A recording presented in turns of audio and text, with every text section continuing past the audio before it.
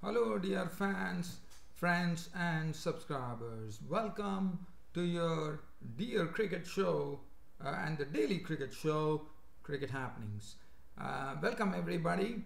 And I know my throat is still sore, but I've always been telling you, cricket is a big love for me. I love the game of cricket, so I don't have a problem talking to you today. So, as far as today's cricket happening show is concerned, well, it gives me immense pleasure to actually share the victories by both the teams today. One is India actually beating England in the fourth day itself, and that was something which was really well done, I thought. And they won the match by 8 wickets.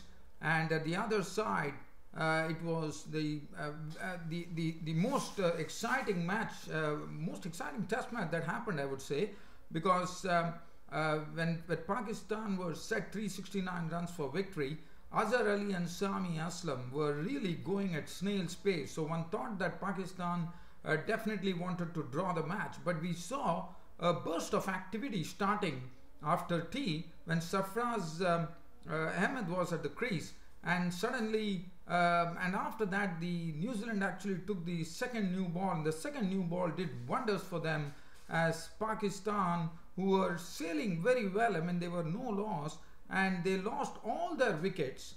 9 wickets fell in the final session, and that would really give you an idea as to what a collapse it was for Pakistan. Pakistan were definitely looking like drawing the match, and they would have never even expected this to happen, but the second new ball did the trick, and they lost 9 wickets, and that's the reason Kane Williamson, and also the series went to New Zealand. It was a 2-match series, as you know, 2-test series, and New Zealand beat Pakistan hollow 2-0, and what a way. I mean, that was, so I'm definitely going to start off with that match because that was as exciting as it could get, I would say. So let's so I'll be coming to the India versus England match later.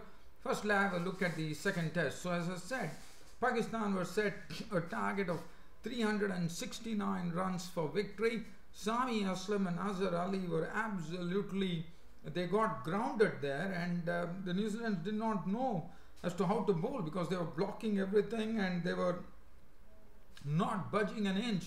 And in the process, and one knew from the look of things, one thought that Pakistan definitely would have not accepted the challenge, and they are going for a draw. And Sami Aslam and Azhar Ali had put on 131 runs partnership by consuming 60 overs. On a day when only 92 overs were bowled, Sami Aslam and Azhar Ali, the openers, had consumed 60 overs, and they put 131. So that will really tell you how slow Sami Aslam and Azhar Ali were, and that would have told that Pakistan were definitely looking to draw this match. But it all started off, the first wicket which fell, it was Azhar Ali. Mitchell Santner clean bowling Azhar Ali for 58 with 4 fours, for 58 that he made of 161 deliveries. And after that, when the final session, I mean after that we saw Babar Azam coming in, but Babar Azam was dismissed early. He was clean bowled by Santner for 16 of 25 balls, 2 fours. At the other end, Sami Aslam was really going strong, and this was the wicket when one saw that Sami Aslam in the final session tried to, I mean, contrary to everyone's expectations, I would say, because Sami Aslam was on his 90s, he was batting on 91, and one probably never expected Sami Aslam to pay a stop, but I thought he really sacrificed his wicket. So Pakistan, what they did is they probably, after looking that they had the 8 wickets in hand, Pakistan really decided to give it a real thrust there, with Sami Aslam really showing it to everybody that Pakistan in the final session were to get probably 169 runs and odd, I suppose. They had to really go for, they were showing that they were probably going to go for the try to go for a victory here.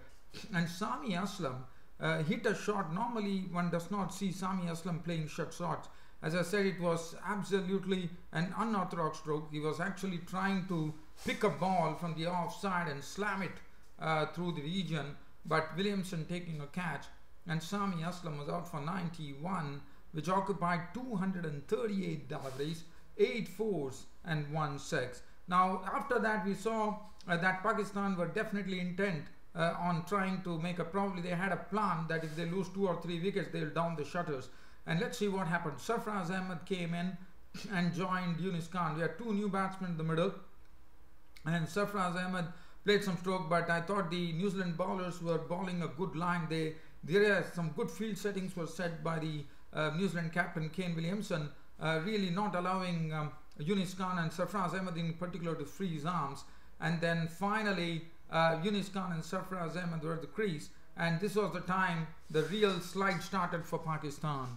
The first wicket to go was Sarfraz Ahmed. Now there was never a second run in that, and Yunus Khan hesitated, but also probably Sarfraz Ahmed wanted, and Sarfraz Ahmed was the one who was running to the danger end, and he paid the penalty because Grandhomme picked the ball and he just threw it in one action, and the ball came pinpoint precision. It came to Watling, and Watling whipped off the bail. So Sarfraz Ahmed was gone for 19 of 21 deliveries with 2 fours.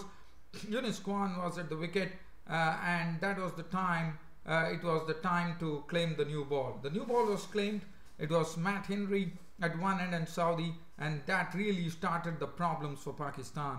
As Yunus Khan was the next victim was Asad Shafiq. Now Asad Shafiq was caught by Nichols of the bowling of Henry for naught. After that we saw Tim Saudi started swinging the ball, especially Matt Henry also was generating some swing with the new ball, and suddenly Saudi came in and Yunus Khan was a goner, and that was a big wicket. LBW bowled Saudi for 11 with 1 boundary, because Yunus Khan is an experienced campaigner. If he had stayed, probably he could have even taken Pakistan to safety here. It was not to be. After that it was just crumbling, I would say. Mohammad Rizwan as the other end, he played some 2 good strokes, one a hook shot for a boundary and one pull shot too. But after that it was Grandhomme picked up the wicket of Sohail Khan for 8, and after that we saw that 4 wickets fell for just the addition of 1 run, as the Pakistan were all out for 230. Rizwan was not out on 13 with 2 boundaries. Neil Wagner came in and started bouncing the tail enders. Mohammad Amir was caught, but he was caught by a ball which actually moved away. Was out for naught. Wahab Riaz was out for naught, and Imran Khan was given a fender bender by Wagner. As you know, he bowls aggressively. The new ball, the red cherry, was absolutely fresh, and Neil Wagner is someone who can really get the ball to bounce, and that's what he did. He put Imran Khan in an awkward position. He was gone for naught. Rizwan was left not out on 13, and Pakistan, who never had accepted the challenge in the morning, and in the afternoon they slowly started accepting the challenge after seeing they probably had a game plan of keeping wickets intact and then attacking, which they did. But I thought New Zealand proved too strong there, as Tim Saudi exhibited some very good bowling skills, especially the second new ball did it for them, with the Pakistanis losing from 131 for 1 all out for 230. So basically 10 wickets falling for 99 runs. Tim Saudi 2 for 60, 1 for 38 for Henry. Wagner bowled very well, 3 for 57, 2 for 49 for Santner, and Grandhomme 1 for 17. So New Zealand winning the 2-match series 2-0. So Pakistan beaten hollow here, and player of the match went to Team Saudi. Well, so that is as far as. So now Pakistan's next assignment will be in Australia, and as you know, the day-night test match will be played with the pink ball. For the first time it will be played at the Gabba in Brisbane, and so Pakistan will be going to Australia. And as I said, yesterday I also spoke about the Pakistan squad selected, which is almost the same as what has really done duty in New Zealand. So that is as far as that match is concerned. So but that match, as I said, nobody would have even expected that such a thing would happen, but definitely with Pakistan showing intent in the final session, New Zealand capitalized on that and picked up 9 wickets in the final session to really turn the match on its head. And Kane Williamson very rightly said that this is one of the greatest matches he has played. Why not? I mean, nobody would have even thought that there could have been either a result here with the Azhar Ali and Sami Aslam were going in the morning, and after that it all started happening for New Zealand. So let's leave it from here and let's head on to India. We are talking about the 4 days play in the third test match between India and England, and well, I can say that India have taken a 2-0 lead in the series now. This was the third test match and they took a 2-0 lead in the series. And looking at the England card here, they started off, the start was not good at all. The night watchman Gareth Batty was sent in early with Jadeja actually wrapping him on the pads. He was gone for naught. So that was the first wicket. Became 78 for 5. Buttler came in and joined Joe Root. Joe Root was looking solid as ever, but it was Buttler who came in. And Buttler, well, he hit 1-4 and 1-6 in a knock of 18, but Jayant Yadav forced him to play an injudicious shot, and that ended with Jadeja picking up the catch, and Butler's contribution was 18 with 1-4 and 1-6. After that, Joe Root was the next victim, and at that time we saw that Hasib Hamid, who had the finger injury, and we all know that he is not going to be a part of this series, and this is very, very sad, as Hasib Hamid has definitely showed what a wonderful talent he is to come from England. And the Indian captain Virat Kohli had effusive praise for him in his post-match press conference. And Hasib Hamid, despite being hit on the finger, I mean, he's just 19 years of age, and he has probably said that he would like to play the entire series. So that really says a lot about this very, very young, gutsy cricketer, Hasib Hamid, and I'm sure he's going to make long strides in the future for England. And and I really feel sorry that Hasib Hamid, such a talented cricketer, couldn't. But look at that knock that he played yesterday. I mean, he came in and joined Joe Root, but then Joe Root was a victim when Jadeja actually picked him, got him caught by Rahane for 78 with 6 fours, and now everything was dependent on Hasib Hamid and Chris Woakes. Well, they definitely did a good job. Hasib Hamid and Chris Woakes combined into a very good partnership, and Hasib Hamid, one saw because of his finger injury, he had a different style of play.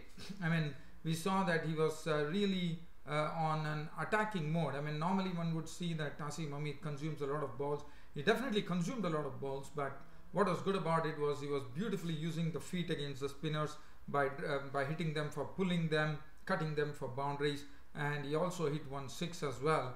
And he was looking very, very good indeed. At the other end, Chris Woakes was also doing a good job, and India, once they claimed the new ball, Mohammad Shami did it for India. He broke this partnership between Woakes and Hamid and for the 8th wicket, and picked up Woakes by getting him what a wonderful catch, which was taken by Parthiv Patel of the bowling of Mohammad Shami.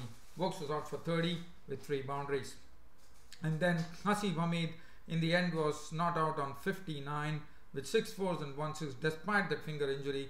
And as I said, this bloke has some real talent in him, and I mean, everybody, even Alistair Cook, the English captain, has said that he would be a permanent opener for England in Test, no doubt about it. In fact, Virat Kohli has gone on to say that Hasib Hamid, if he can show the same persistence, he can actually adapt himself to all the 3 formats of the game, and why not? He really looks a really a thinking and an intelligent cricketer. Adil Rashid was and then Mohammad Shami had his he was really surprised Woakes for pace, and Adil Rashid was also surprised as he was caught by Umesh Yadav of the bowling of Mohammad Shami for naught. James Anderson was run out for 5 with 1-4, just bringing an end to this England innings with England all out for 236. Hasib Hamid stood there, not out on 59, 6 fours and 1-6. And as far as the bowling was concerned, barring Umesh Yadav, who remained wicketless, Mohammad Shami had 2 for 37, bowled well, 3 for 81 for Ashwin, 2 for 62 Jadeja, 2 for 21 Jayant Yadav.